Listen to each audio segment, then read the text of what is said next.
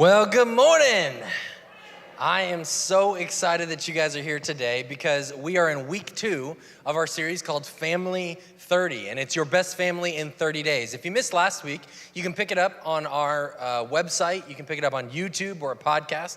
And if you did miss last week, you missed it, man. We had a great kickoff to the series, a great start, how God loves your family. God designed the family. God has a plan and purpose for your family. And some of us are going, well, TJ, I don't have a family. All of us need a family, whether that's a spiritual family or a physical family, a natural family, or a supernatural family. We all need family, don't we? Okay, I got 2 people over here that need a family. Everyone else, we need to work on it, don't we? We all need family. We're all here. We all need relationships. We all need people building us up. So we're in week number 2 of this series, and I want to let the scriptures, I want to let Proverbs actually introduce us to our topic today. And here's what it is from Proverbs chapter 22. It says, start children off in the way they should go, and even when they're old, they will not turn from it. Start children in the way they should go, and when they're older, they will not turn away from it. So some of us have kids. Some of us used to be kids. Okay, I got 100% agreement on that one. Okay, we used to be kids. And so what we learned as a kid, we're actually putting into practice as an adult, right? Some of the good things that our parents taught us are good things now. And some of the negative things we experience in our life as children are also still impacting us, right? And so as parents, the calling on us is to start a child in the way they should go, so that when they're older, they can actually take this journey to becoming a great adult. And the goal of being a parent is not to have happy children, but to help them become great adults someday. Any parents agree? Yes, that is the goal. The goal is to have great adults someday, not to have happy children all the time. And so as a parent, I need to take the time to start them off in the way they should go. But then look at the next verse. The very next verse in this book of Proverbs, verse 7, says, the rich rule over the poor, and the borrower is slave to the lender. Now, these 2 verses seem so unrelated, it's weird that they would be next to each other. But if you read through the entire book of Proverbs, it's like Solomon is just writing these one-off lines, one after another, but most of them are about finances, and then in the midst of that, he sticks in this verse about children, about how parents should raise their children in the way they should go. And when they're older, they're not gonna divert from it. They're not gonna turn away from it. And then this next line, the rich rule over the poor, and the borrower is slave to the lender. So it makes me think, well, as a parent, how am I teaching my kid about finances? As a parent, what kind of example am I setting? Because my relationship with money now will be how my kids determine their relationship with money later. And if I could fix that part of my family in the next 30 days, if I could have wise advice about money, I could change the course and the direction of my family.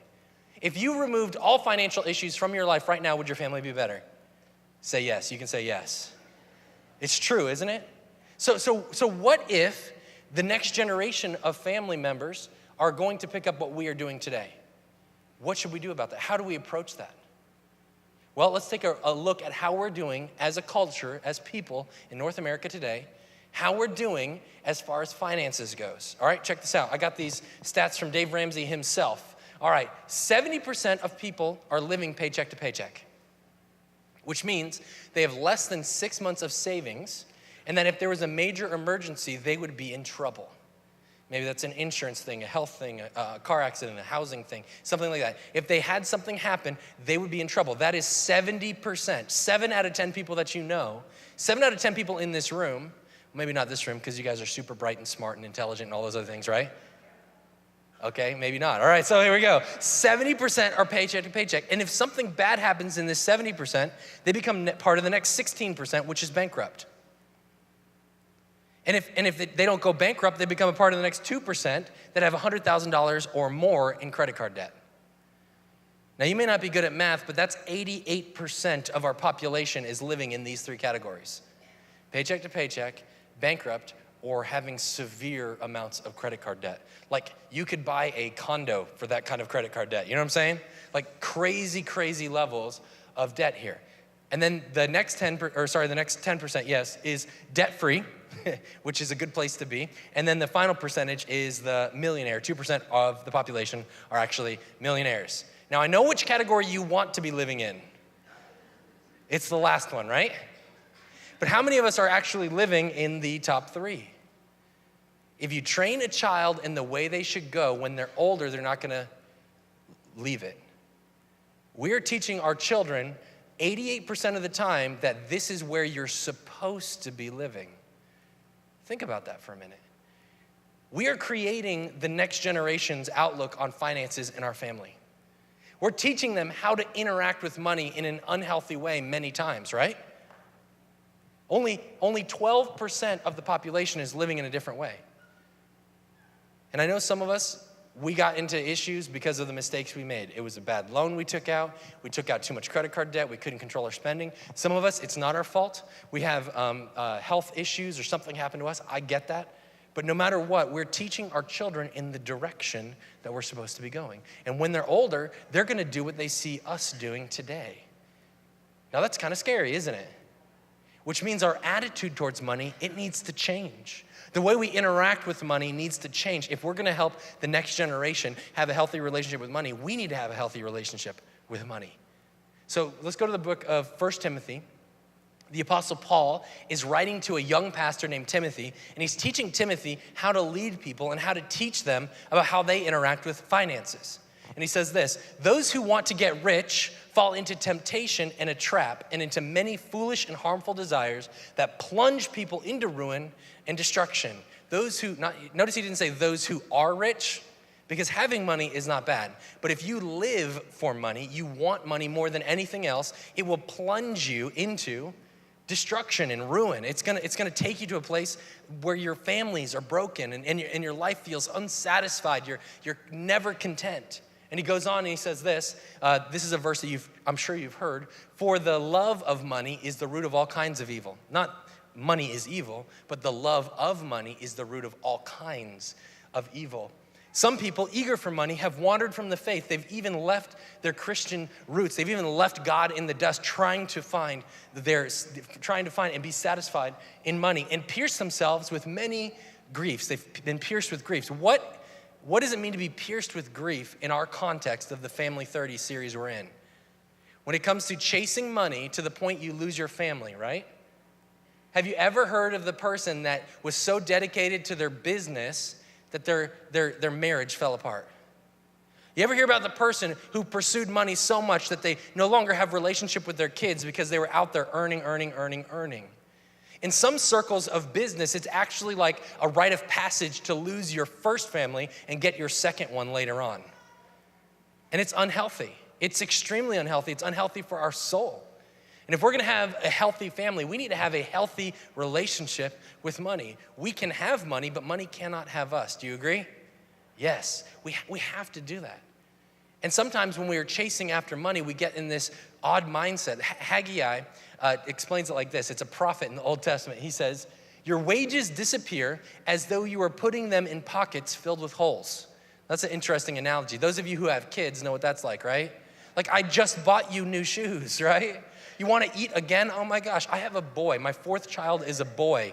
That kid has not stopped eating since the day he was born. Like, if he is awake and he gets so hangry, you know what I'm talking about? It's the angry that he gets mad, so mad. And if you don't give him what he wants right away, he throws these little temper tantrums. And it's like, the other day, Leah gave me food to give to him, and he was so mad because he wanted mommy to give it to him. It's just temper tantrums galore. But here we are. We do that. We as parents, we feel like we're putting money in our pocket and it's just falling out into the street. I'm sure all of you have been there too. If you buy a house, if you buy a car, if you buy a boat, oh my gosh, your money is just falling out, right?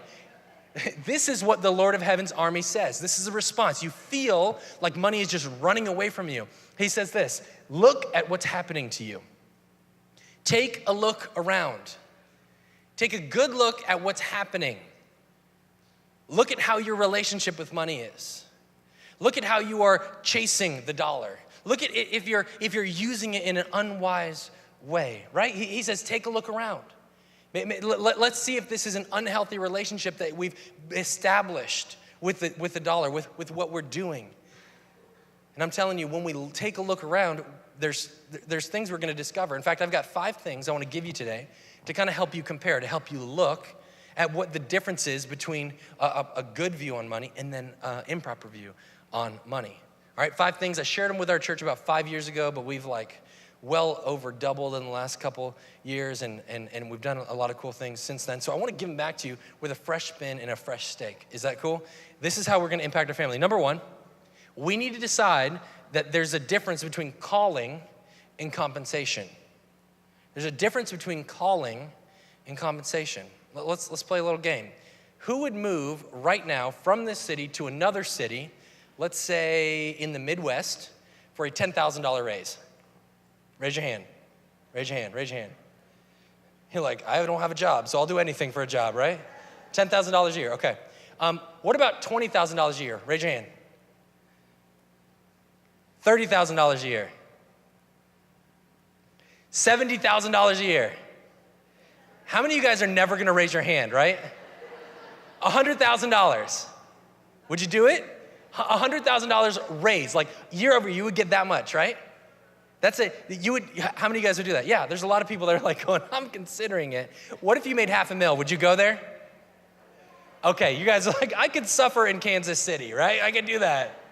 I could do that through those winters. But think about it. That's compensation. So I've got news for you. Leah and I, we're gonna go to the Midwest for a $100,000 raise. No, we're not really gonna do that. But you guys, what did you think? You can't do that. You're a pastor. You can't chase money.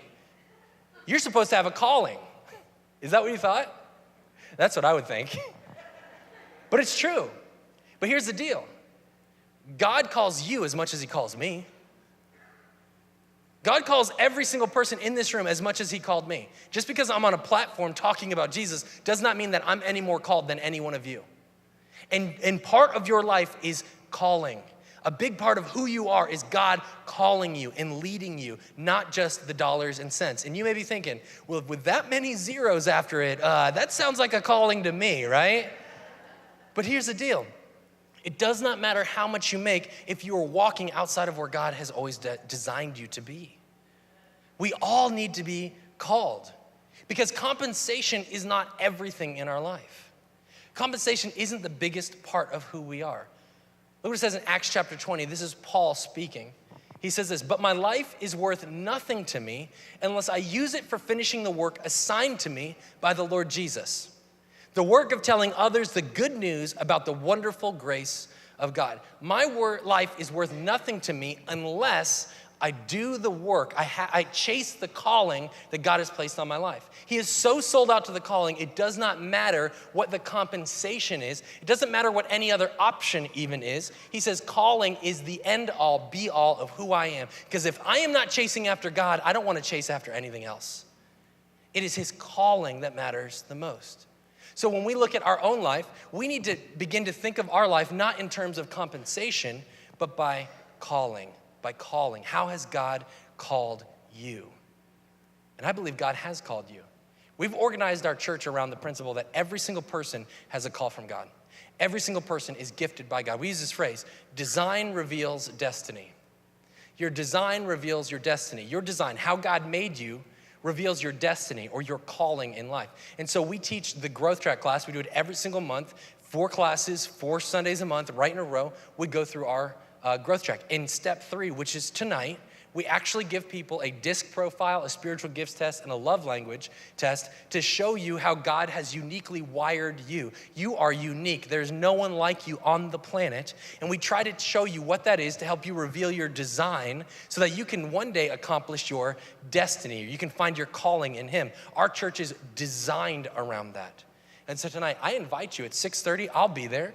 We're gonna have childcare and dessert covered tonight, 6:30. I wanna give you that test. I wanna help you walk through that. And then you can also pick up the other steps in the growth track, step 1, 2, and 4 next month. You can catch up, right? So come, be a part of that. Discover your calling. And when you know your calling, it doesn't matter what kind of compensation is out there, because if you're chasing your calling, God's gonna provide for you. I believe that 100%. He's always done that with me, and I believe he wants to do that with you too.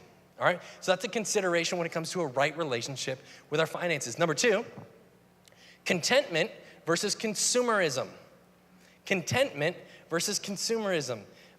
The premise of consumerism is your life is measured by what you do not have or what you want to have. And if you had that thing, you would be happier. It's a deficiency sort of mindset. But then contentment, your life is measured not by what you don't have, but by what you actually do have. Your life is measured by the things you do have in your life. And so to give you an example, when Leah and I were living in, we had a rental. When we started this church, we live in a rented house. And there's nothing wrong with that, obviously. We loved the place. We fell in love with it. The moment we drove up to it, we said, this is the place. This is where we want to live. This is what we want to do. And we were loving that place. And we saved up a little bit of money. And we wanted to buy that house, and we couldn't do it. And so we started looking at other houses online. And I'm telling you, that house that we loved, all of a sudden, when we started looking at something bigger or better or different with a nicer kitchen or a bigger bathroom or whatever, all of a sudden where we lived seemed terrible. It seemed awful. And nothing about the house changed. It was my attitude towards it. I went to a consumerism of what I do not have attitude instead of a contentment to what I do have attitude. See, everything in your life could be good enough for you if our attitude towards that thing changed. So if we stopped looking at new cars, our car would be pretty good. If we stopped looking at bigger houses, our house would be all right. Does that make sense to everybody? Look what it says in Luke chapter 12. These are the words of Jesus. He said, beware, guard against every kind of greed. And then look at this line. Life is not measured by how much you own. The quality of who you are as an individual is not measured by the amount of stuff you've got in your garage, by what kind of car you drive, the size of your house, or the size of your bank account. Your life is not measured by how much you own. Life is not measured by how much we make, but by the difference we make. Life is not measured by how much we make, but by the difference we actually make. Paul talks about this in the book of Philippians.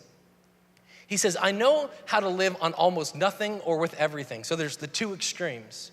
I've learned the secret of living in every situation, whether it is with a full stomach or empty, with plenty or little, for I can do everything through Christ who gives me strength. I can have a lot and I can make it. And you're going, well, it's easy to make it if you have a lot. I know. But he says, I can also make it on a little.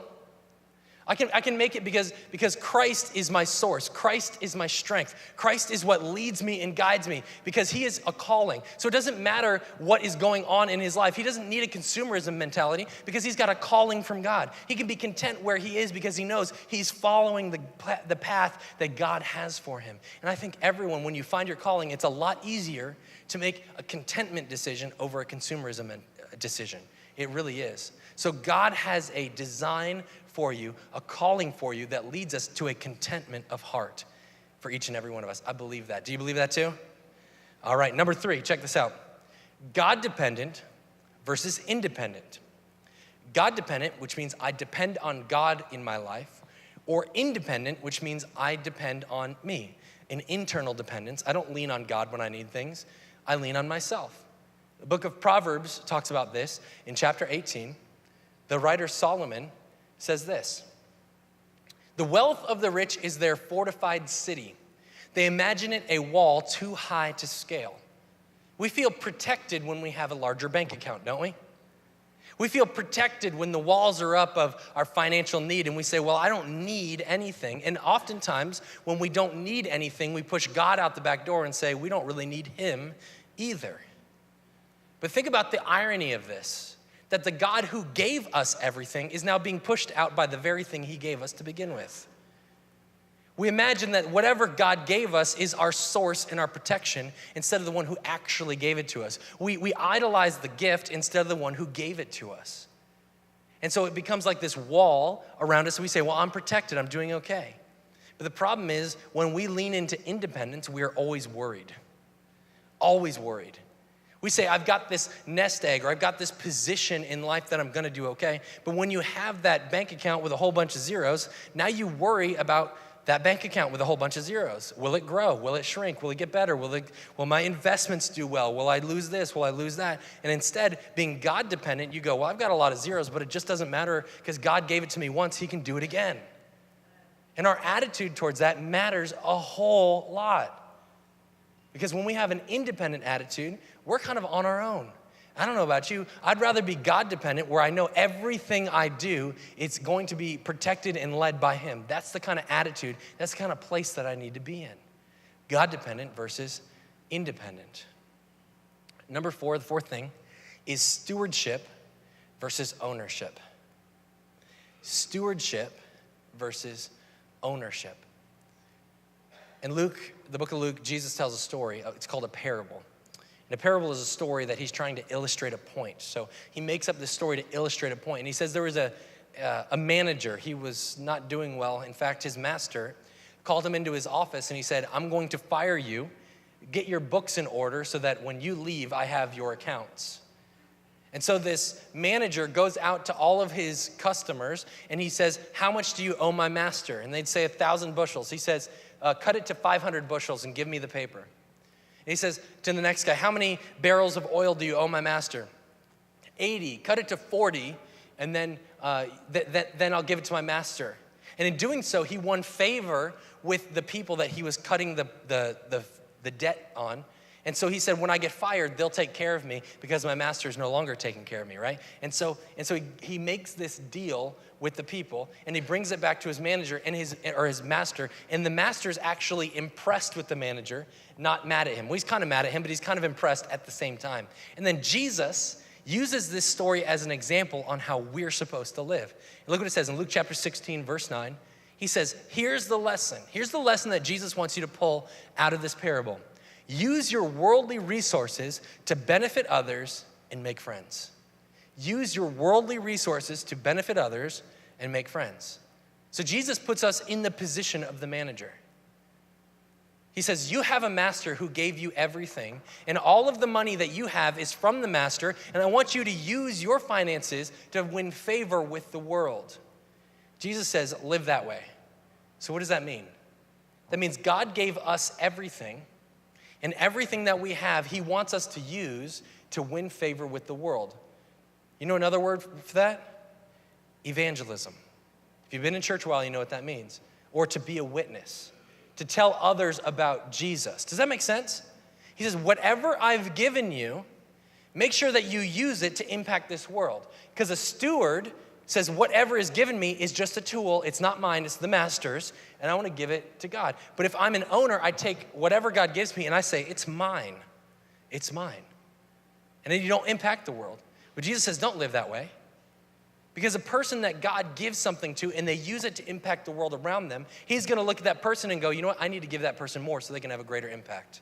I need to give that person more so they can reach more people for me. I need to give that person more so they can make a positive impact in the world around them. You see, everything we do as a steward, God increases because our generosity keeps us growing and keeps us going closer to him. Matthew chapter 6 says this, do not store up for yourselves treasures on earth where moth and rust destroy, where thieves break in and steal. That's the mentality of an owner. An owner says, hey, it's mine. I'm going to keep it to me. I want to use it for myself. And Jesus says, don't store that up. It's actually going to go away eventually anyway. But store up for yourselves treasures in heaven where moth and rust do not destroy, where thieves do not break in and steal. You are a steward. Whatever God has given you, use it as an incredible resource to change the world around you. And in doing so, you can actually impact heaven with your life. You can store up treasures in heaven by impacting earth because of what you've done. Everything we do, we want to make sure that we are stewarding it well instead of just owning it for ourselves. So the question is, what do you have? What has God entrusted you to steward? Is it a lot or is it a little? Whatever it is, how are we using it for him? How are we using it to change the world around us? You have a house? Great. Let's have a small group there where people can learn and grow about in Christ in your place. You have a car? Great. You can give someone a ride, pick them up, and help them get to church, get to a doctor's appointment, get to whatever they need to, right? You got time? Okay, make some phone calls. Get an encouraging word in somebody's ear. Do whatever it takes to use what God has given you to impact the world around you, because our master has given us everything, and if we steward it well, we're going to be able to impact the world in our lifetime. That's incredible, isn't it? It's something that we need to think about, and that'll change our attitude towards money. It'll definitely change our attitude towards money. In fact, one of the things that that helps shape our attitude towards money in all the things that we've talked about so far is what the Bible calls a first fruit. A first fruit. You see, we know that the master gives us everything. We know that he gives us everything, and as in a biblical standard, a first fruit would be what we give back to him. He gives us, and something right away, right off the top, 10% is what the Bible calls, it's a tithe, it's called a tenth.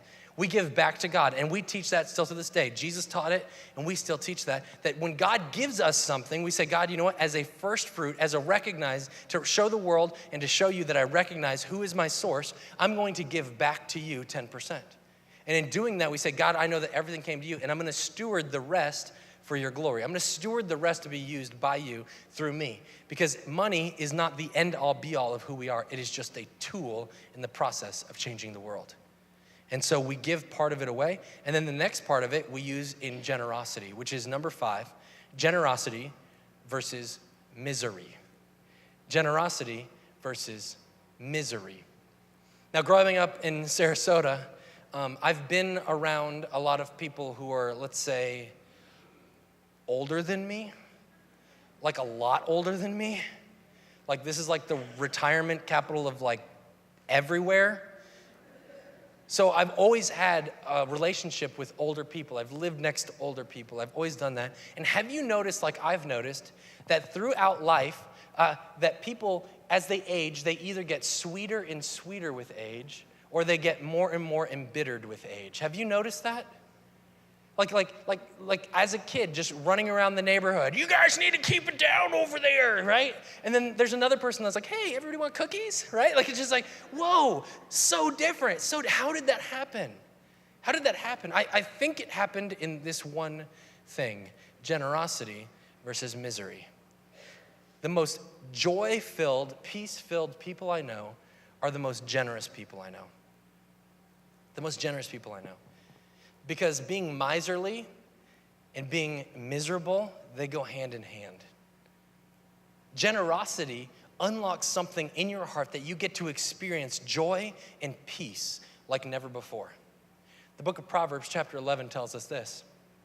One person gives freely, yet gains even more. They're generous, they give them themselves, yet they gain even more. That's what we were talking about earlier. The master gives to someone, they give freely to the world, and the master goes, you know what, that person's worthy of changing the world. I want to give them even more. Another withholds unduly, but comes to poverty. A generous person will prosper, and whoever refreshes others will be refreshed. Do you guys want to grow sweeter and sweeter with age? Or do you want to grow more and more bitter with age? Listen, I want to be like a fine wine. How about you? Let's get sweeter. In fact, let's make a deal today. Can you guys make a deal with me today? We're not going to become the bitter version of ourselves later on in life. We're going to become the sweeter version of ourselves. Can you make a deal with me? Say yes. Yes. Because at the end of my life, I want it to be full of joy. I want it to be full of peace. I want it to be full of family. I want to be full of relationships. I don't want bitterness to be any part of that. And the one key to making that happen years down the road for me is generosity. The world of the generous is expanding. It's growing. It's gaining friendships. It's gaining just so much influence in the world for good that when we get to that point in our life, we will be joy-filled. We will be sweeter and sweeter with age. And that's what I want for all of you. That's my prayer for all of you, is to be blessed in that way, to have, at the end of your life, to have full of joy and full of peace. But we're not gonna get there. It's not wishful thinking. We're only ever gonna get there is if we're generous with our life. Look at what it says in the book of Acts, verse 35. The Lord Jesus himself said, "It is more blessed to give than to receive." I pray that every single one of you would be blessed. I pray that on a regular basis, that God, would you bless the people of our church? But you know what, if you wanna be blessed, it's not about receiving, it's about giving. It's about giving. It's about being a generous person, about pouring out your heart and your life. And to become sweeter with age, it's all about being generous with who we are, with who we are. We're gonna wrap up the message with the rest of the verse from the book of 1 Timothy. We started with that. Remember the verse, for the love of money is the root of all kinds of evil? We're gonna wrap it up with 1 Timothy. We're gonna continue that passage. 1 Timothy chapter 6.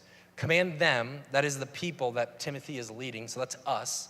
So he's talking to us right now. Command them to do good and to be rich in good deeds and to be generous and willing to share. In this way, they will lay up treasure for themselves as a firm foundation for the coming age, so that they may take hold of the life that is truly life. Paul is telling Timothy that there's like regular life, but then there's like this truer version of life that is only possible if we live with generosity. Like there's life, there's like existing, there's surviving, there's paying the bills and going through the motions. And then there's this other version of life that is next level, that is full of more joy and more peace and more of what God has called for, more calling and more purpose and more stewardship. He goes, there's life that is truly life. And that's my prayer for every person in this room, that you would experience not just surviving or existing, but that you would experience life like that, like real, true, honest life. But it doesn't start with anything we talked about today. It doesn't start with getting rid of consumerism or making sure we're stewards. All those things are really important to getting there someday, but it doesn't start there. That's not the starting point. The starting point is your relationship with God, because you can't be a steward of what God gives you unless you know him to begin with. You can't bless the world around you unless you know him. That's how it starts.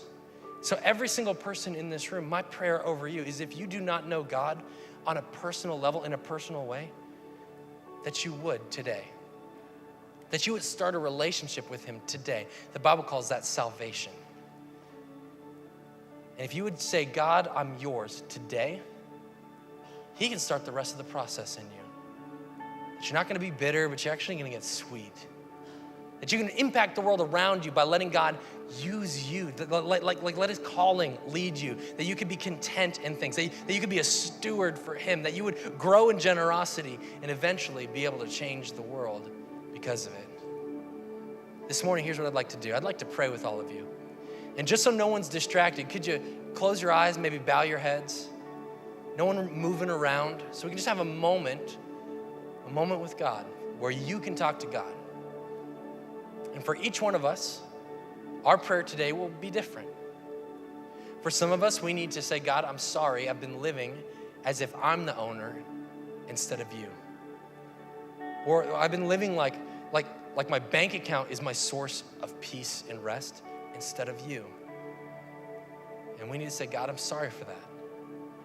For some of us, we need to change the way we've been living. We've been living a consumer mentality, and we need to go home to our family and say, family, how are we gonna change this? How are we gonna look different at the end of this series, these 30 days? How are we gonna get better in this area? Maybe it's signing up for Financial Peace University and starting that journey. And for some of you, your next step is to surrender your life to him. The Bible calls that salvation, where you ask him to forgive you of the things that have separated you from him. It's called sin. And ask him to take the next step in your life, to forgive you and to lead you in a relationship with him.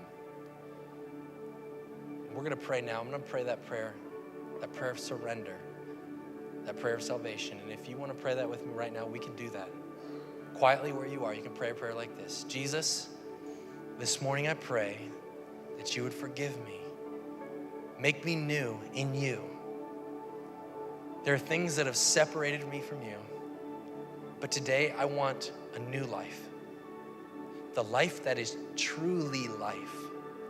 A life that allows me to grow sweeter with age. A life that allows me to be generous with who I am. A life, God, a life that is being used by you in your calling and in your purpose. I thank you now for that, Lord. In your name we pray. Everybody says, amen.